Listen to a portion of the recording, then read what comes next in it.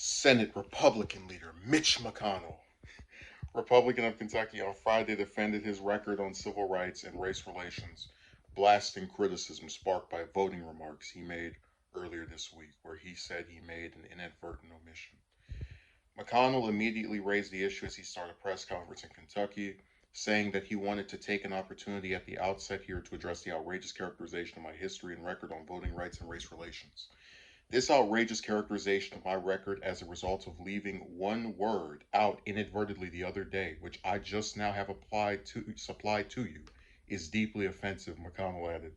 McConnell sparked online backlash earlier this week when he was asked during a press conference if voters of color would be negatively impacted if Democrats' sweeping election and voting bills didn't pass.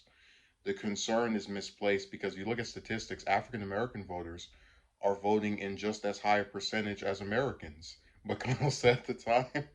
McConnell on Friday initially said that the word he left out of his earlier comments was almost American. Shortly after the press conference in Kentucky ended, McConnell, after consulting with an aide, walked back to the microphone and corrected his clarification, saying that the word he had accidentally left out while speaking to reporters in D.C. earlier this week was all. McConnell's remarks in D.C. sparked backlash online, including from Charles Booker, a Democratic Senate candidate, Democratic National Committee Chair Jamie Harrison, Representative Bobby Rushney, and ACP.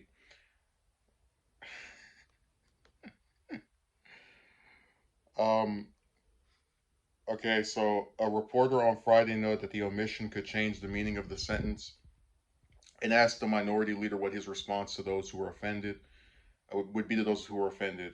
McConnell said, "My record is not irrelevant."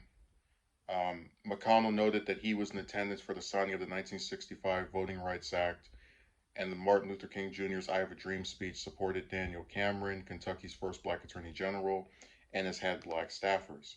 "I've never been accused of this sort of thing before. It's hurtful and offensive, and I think some of the critics know it's totally nonsense," McConnell said. So, if I were being nice, I would say that he made a slip up.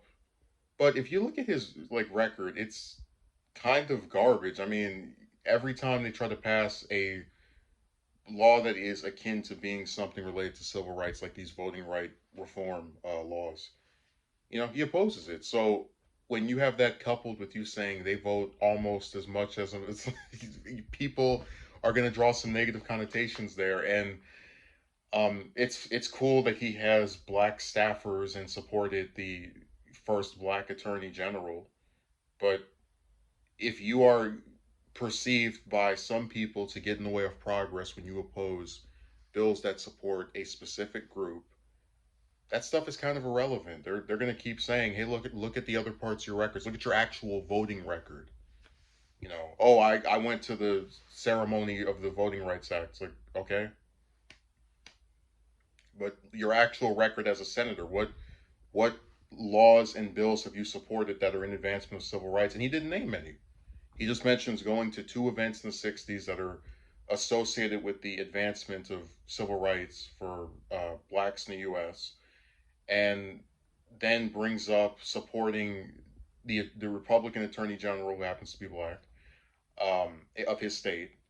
But none of this is actually conducive to, a legislative record. And if you're someone who's been in the Senate for 30 something years, you would think you would have some votes to show your support for, advancing this group of people. So I'm really, I don't blame people who got offended by what he said, but I don't think he's, you know Bull Con or anything. He's just goofy.